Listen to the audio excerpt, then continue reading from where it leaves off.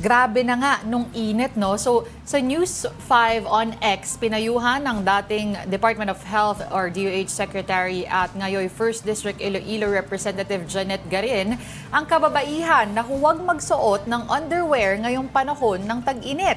Say what? Paliwanag ng kongresista, ito'y para maiwasan ang fungal infections. Ayan. Okay, linawin natin. Yan yung video na play Sige lang nga, natin play ng konti. Ha? At full screen natin. Pag tag-init, ang mga babae ay prone din sa fungal infection. So, hindi yan sexually transmitted disease. Yan ay dala na yung normal flora sa intimate areas, no, sa pubic area, sa perineal area ng babae. Kapag medyo basa, napapawisan at mainit yung panahon, yan ay perfect petri dish para dumami yung ating fungi, yung Ayan. So para malinaw, ang sabi ni Kong Garin, payo ang hindi pagsusuot ng underwear sa bahay at kung matutulog ka. Ito ang exact quote ni House Deputy Majority Leader and former Department of Health Secretary Janet Garin. Kaya nga minsan, lalo na nasa tag-init, wala lang mali siya, ano? Pero kung nasa bahay ka lang naman or matutulog, it's quite advisable na walang underwear pero nakapajama ka naman or naka-shorts.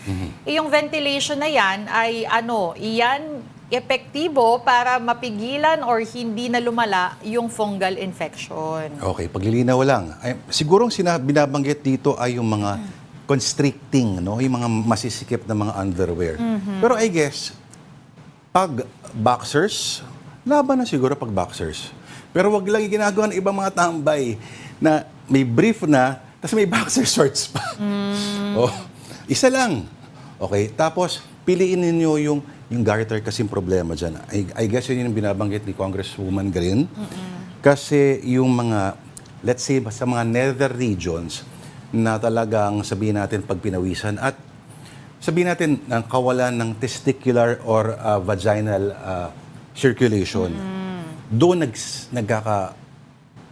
nagsisimula yung mga fungal infections. Pero may mga powder naman na mura lang para kontrahin yung mga ganun. Oo. Pero ito kasi is kumbaga prevention.